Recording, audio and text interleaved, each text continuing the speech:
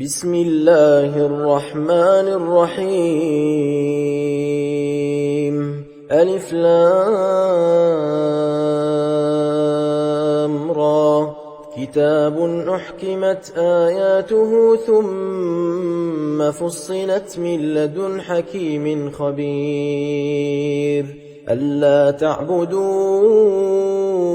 إلا الله إنني لكم منه نذير وبشير. وأن استغفروا ربكم ثم توبوا إليه يمتعكم متاعا حسنا إلى أجل مسمى ويؤتي كل ذي فضل فضله. وإن تولوا فإني أخاف عليكم عذاب يوم كبير. إلى الله مرجعكم وهو على كل شيء قدير. ألا إنهم يثنون صدورهم ليستخفوا منه ألا حين يستغشون ثيابهم يعلم ما يسرون وما يعلنون إنه عليم بذات الصدور. وما من دابة في الأرض إلا على الله رزقها ويعلم مستقرها ومستودعها كل في كتاب مبين. وهو الذي خلق السماوات والأرض في 6 أيام وكان عرشه على الماء ليبلوكم أيكم أحسن عملا. ولئن قلت إنكم مبعوثون من بعد الموت ليقولن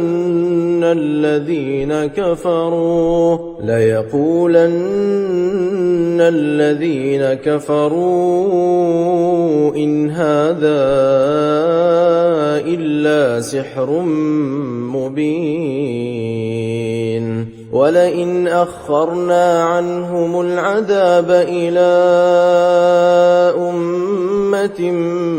معدودة ليقولن ما يحبسه ألا يوم يأتيهم ليس مصروفا عنهم وحاق بهم ما كانوا به يستهزئون.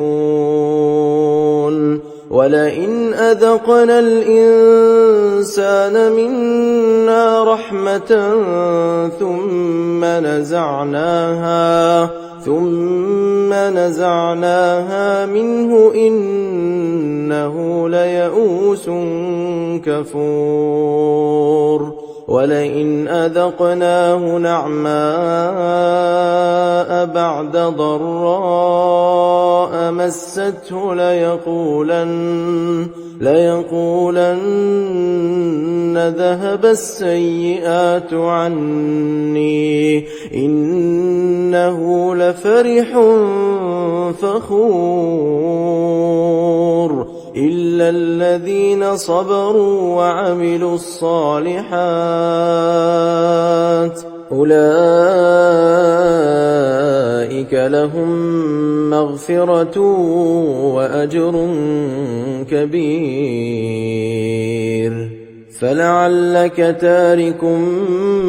بعض ما يوحى إليك وضائق به صدرك أن يقولوا لولا أنزل عليه كنز أو جاء معه ملك إنما أنت نذير والله على كل شيء وكيل أم يقولون افتراه قل فأتوا بعشر سور مثله مفتريات وادعوا من استطعتم من دون الله إن كنتم صادقين فإن لم يستجيبوا لكم فاعلموا أنما أنزل بعلم الله وأن لا إله إلا هو فهل أنتم مسلمون من كان يريد الحياة الدنيا وزينتها نوفي إليهم أعمالهم فيها وهم فيها لا يبخسون أولئك الذين ليس لهم في الآخرة إلا النار وحبط ما صنعوا فيها وباطل ما كانوا يعملون أفمن كان على بينة من ربه ويتلوه شاهد منه ومن قبله كتاب موسى إماما ورحمة أولئك يؤمنون به ومن يكفر به من الأحزاب فالنار موعده فلا تك في مرية منه إنه الحق من ربك ولكن أكثر الناس لا يؤمنون ومن أظلم ممن افترى على الله كذبا أولئك يعرضون على ربهم ويقول الأشهاد هؤلاء الذين كذبوا على ربهم ألا لعنة الله على الظالمين الذين يصدون عن سبيل الله ويبغونها عوجا وهم بالآخرة هم كافرون أولئك لم يكونوا معجزين في الأرض وما كان لهم من دون الله من أولياء يضاعف لهم العذاب ما كانوا يستطيعون السمع وما كانوا يبصرون أولئك الذين خسروا أنفسهم وضل عنهم ما كانوا يفترون لا جرم أنهم في الآخرة هم الأخسرون إن الذين آمنوا وعملوا الصالحات وأخبتوا إلى ربهم أولئك أصحاب الجنة هم فيها خالدون مثل الفريقين كالأعمى والأصم والبصير والسميع هل يستويان مثلا أفلا تذكرون ولقد أرسلنا نوحا إلى قومه إني لكم نذير مبين ألا تعبدوا إلا الله إني أخاف عليكم عذاب يوم أليم. فقال الملأ الذين كفروا من قومه ما نراك إلا بشرا مثلنا وما نراك اتبعك إلا الذين هم أراذلنا بادي الرأي وما نرى لكم علينا من فضل بل نظنكم كاذبين. قال يا قوم أرأيتم إن كنت على بينة من ربي وآتاني رحمة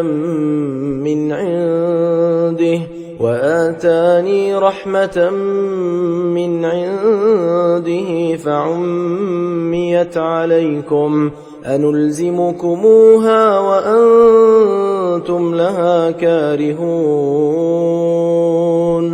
ويا قوم لا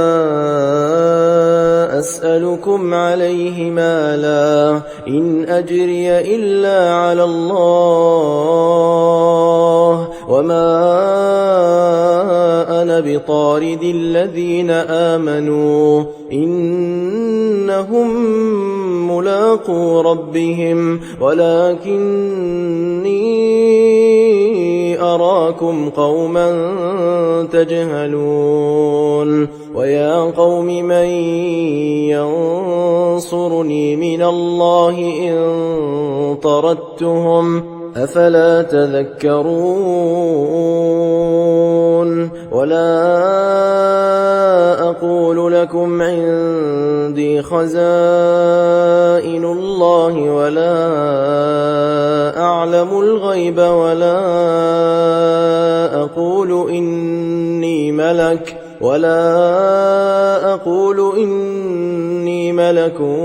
ولا أقول للذين تزدري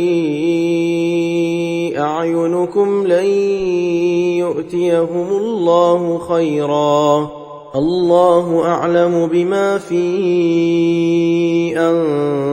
أنفسهم إني إذا لمن الظالمين.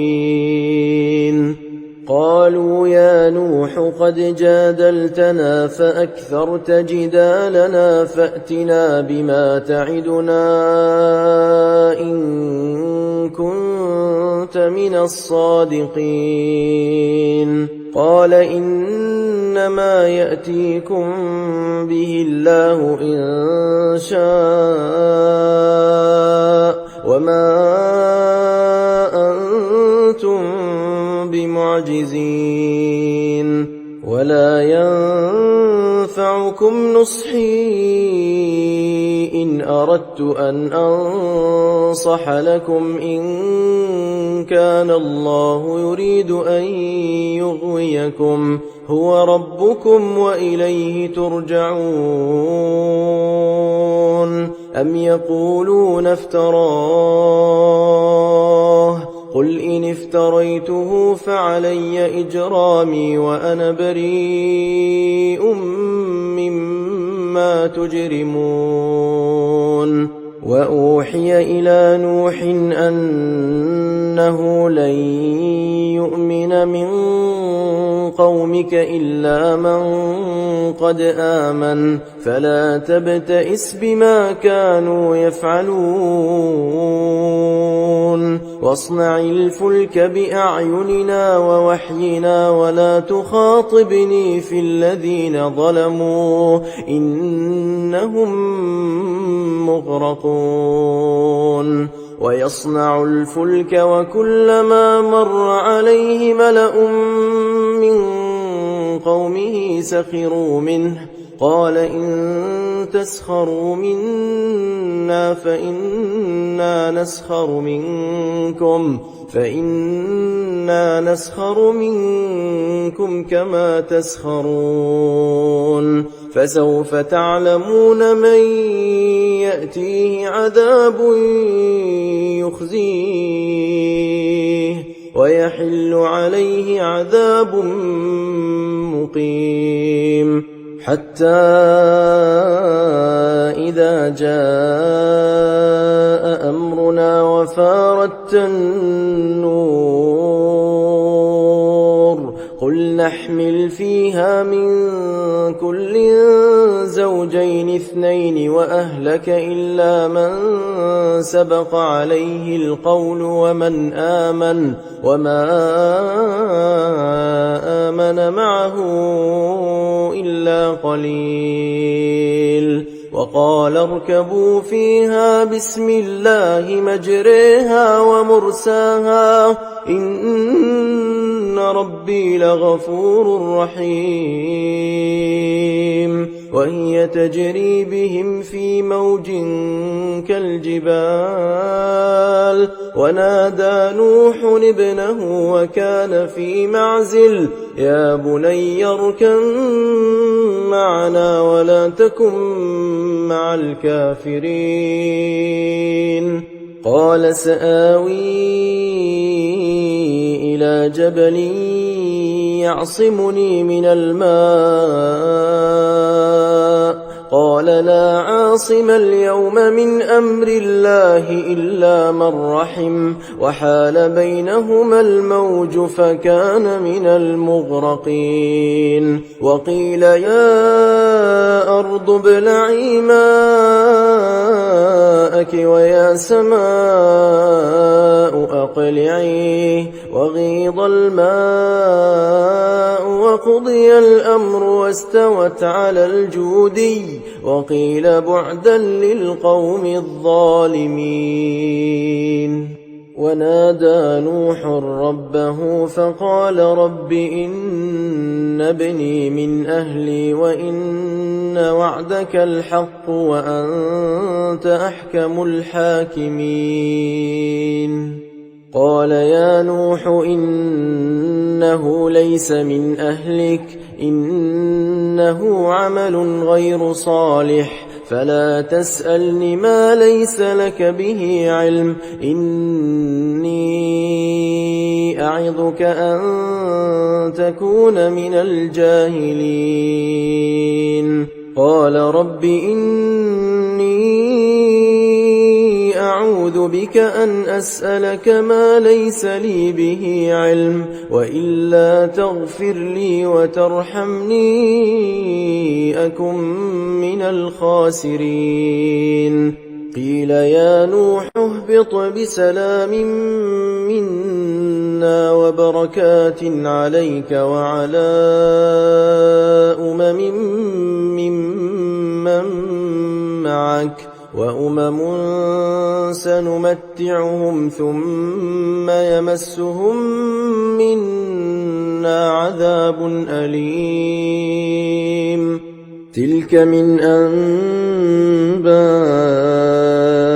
الغيب نوحيها إليك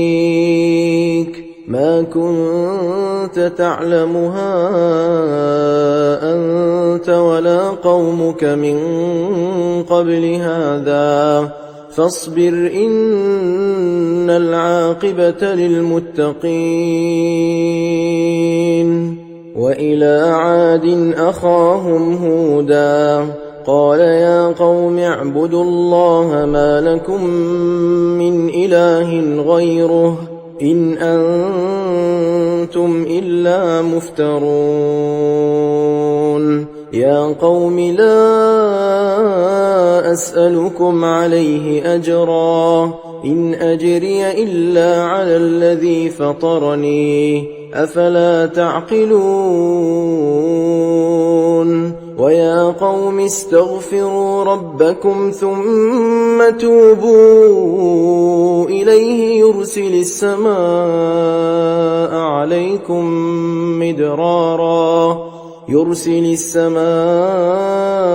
عليكم مدرارا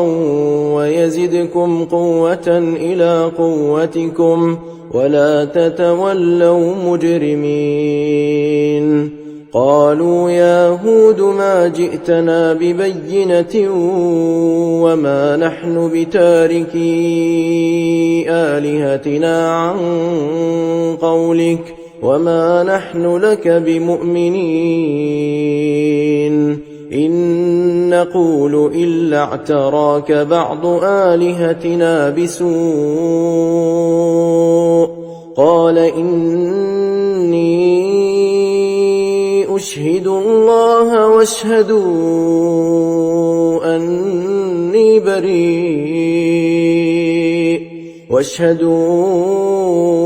أني بريء مما تشركون من دونه فكيدوني جميعا ثم لا تنظرون إني توكلت على الله ربي وربكم ما من دابة إلا هو آخذ بناصيتها إن ربي على صراط مستقيم فإن تولوا فقد أبلغتكم ما أرسلت به إليكم ويستخلف ربي قوما غيركم ولا تضرونه شيئا إن ربي على كل شيء حفيظ ولما جاء أمرنا نجينا هودا والذين آمنوا معه برحمة منا ونجيناهم من عذاب غليظ وتلك عاد جحدوا بآيات ربهم وعصوا رسله واتبعوا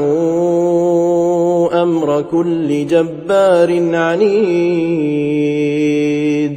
وأتبعوا في هذه الدنيا لعنة ويوم القيامة ألا إن عادا كفروا ربهم ألا بعدا لعاد قوم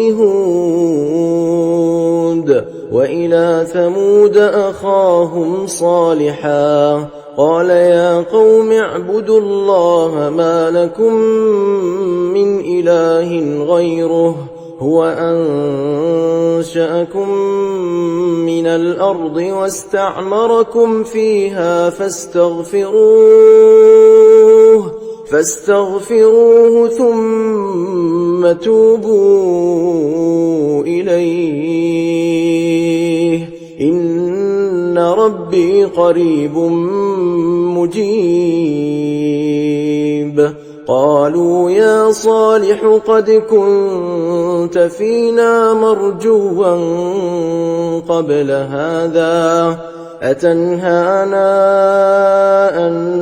نعبد ما يعبد آباؤنا وإننا لفي شك مما تدعونا إليه مريب قال يا قوم أرأيتم إن كنت على بينة من ربي وآتاني منه رحمة فمن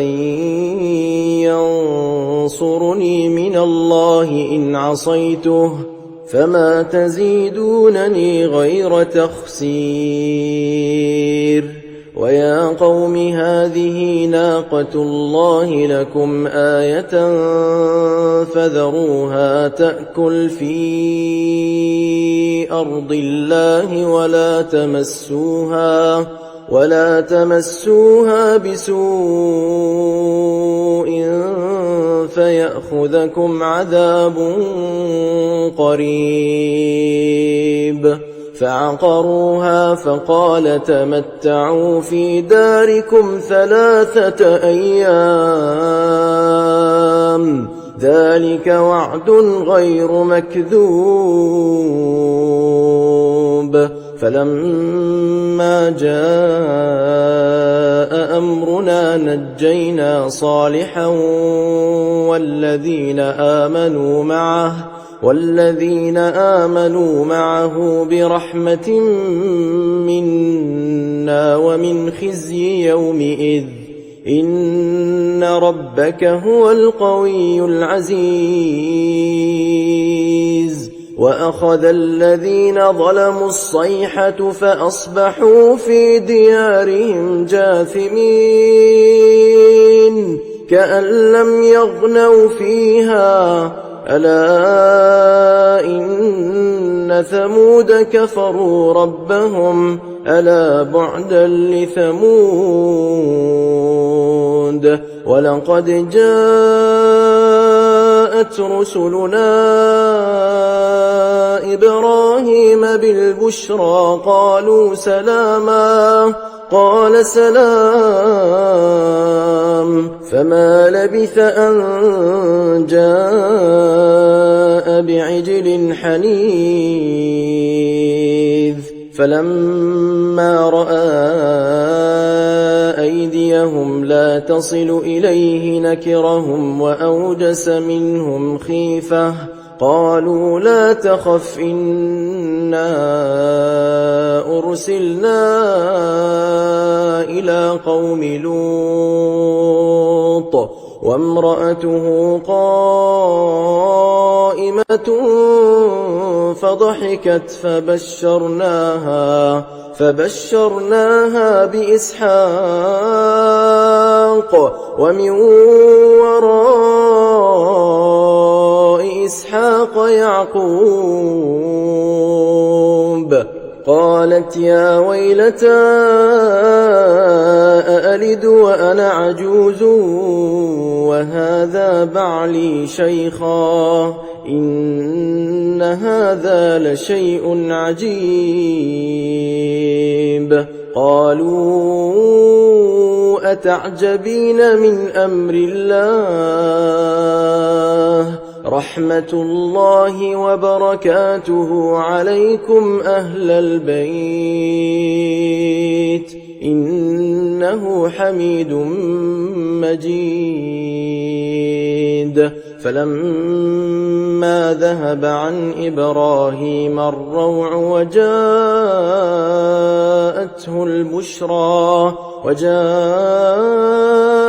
البشرى يجادلنا في قوم لوط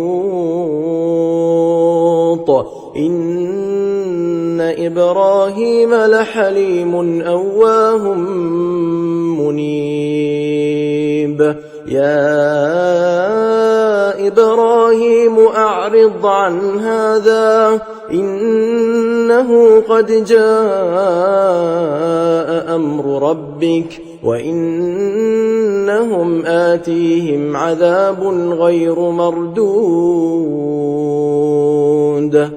ولما جاءت رسلنا لوطا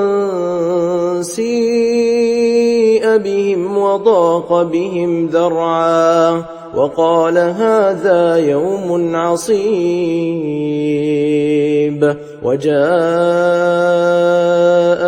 قومه يهرعون إليه ومن قبل كانوا يعملون السيئات قال يا قوم هؤلاء بناتي هن أطهر لكم فاتقوا الله ولا تخزون في ضيفي أليس منكم رجل رشيد قالوا لقد علمت ما لنا في بناتك من حق وإنك لتعلم ما نريد قال لو أن لي بكم قوة أو آوي إلى ركن شديد قالوا يا لوط إنا رسل ربك لن يصلوا إليك فأسر بأهلك بقطع من الليل ولا يلتفت منكم أحد إلا امرأتك إنه مصيبها ما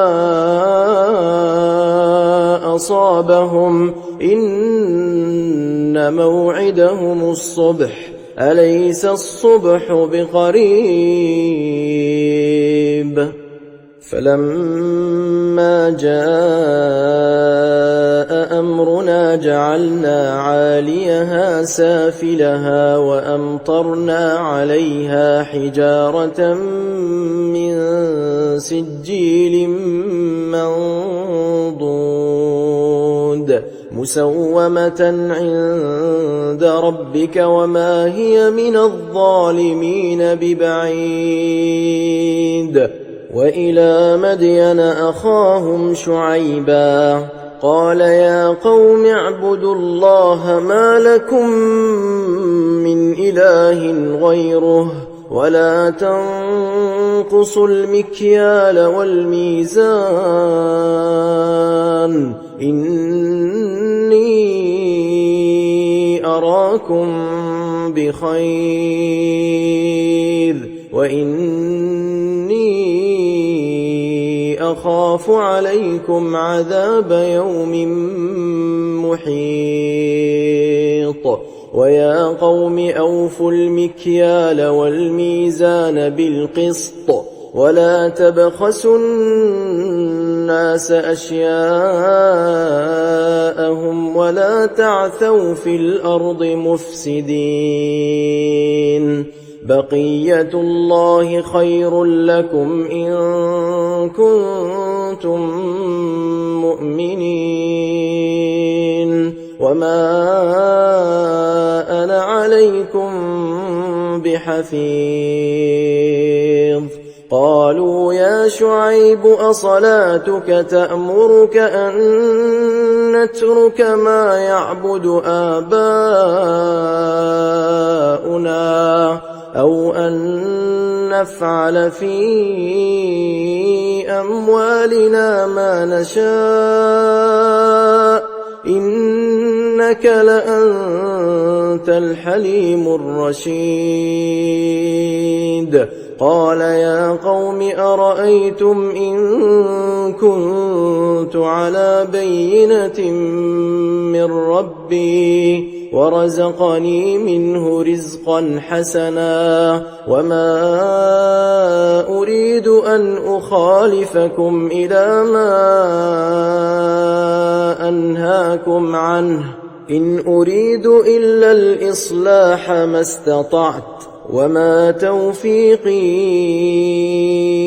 إلا بالله عليه توكلت وإليه أنيب ويا قوم لا يجرمنكم شقاقي أن يصيبكم مثل ما أصاب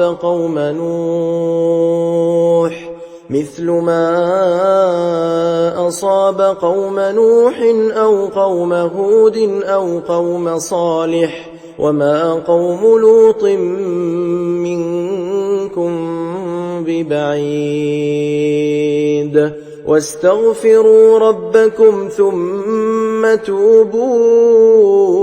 إليه إن ربي رحيم ودود قالوا يا شعيب ما نفقه كثيرا مما تقول وإنا لنراك فينا ضعيفا ولولا رهطك لرجمناك وما أنت علينا بعزيز قال يا قوم أرهطي أعز عليكم من الله واتخذتموه وراءكم ظهريا إن إن ربي بما تعملون محيط ويا قوم اعملوا على مكانتكم إني عامل سوف تعلمون من يأتيه عذاب يخزيه ومن هو كاذب وارتقبوا إني معكم رقيب ولما جاء أمرنا نجينا شعيبا والذين آمنوا معه برحمة منا وأخذت الذين ظلموا الصيحة فأصبحوا في ديارهم جاثمين كأن لم يغنوا فيها ألا بعدا لمدين كما بعدت ثمود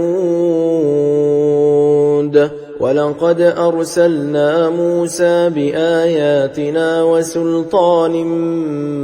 مبين إلى فرعون وملئه فاتبعوا أمر فرعون وما أمر فرعون برشيد يقدم قومه يوم القيامة فأوردهم النار وبئس الورد المورود وأتبعوا في هذه لعنة ويوم القيامة بئس الرفد المرفود ذلك من أنباء القرى نقصه عليك منها قائم وحصيد وما ظلمناهم ولكن ظلموا أنفسهم فما أغنت عنهم آلهتهم التي يدعون من دون الله من شيء لما جاء أمر ربك وما زادوهم غير تتبيب وكذلك أخذ ربك إذا أخذ القرى وهي ظالمة إن أخذه أليم شديد إن في ذلك لآية لمن خاف عذاب الآخرة ذلك يوم مجموع له الناس وذلك يوم مشهود وما نؤخره إلا لأجل معدود يوم يأتي لا تكلم نفس إلا بإذنه فمنهم شقي وسعيد فأما الذين شقوا ففي النار لهم فيها زفير وشهيق خالدين فيها ما دامت السماوات والأرض إلا ما شاء ربك إن ربك فعال لما يريد وأما الذين سعدوا ففي الجنة خالدين فيها ما دامت السماوات والأرض إلا ما شاء ربك عطاء غير مجذوذ فلا تك في مرية مما يعبد هؤلاء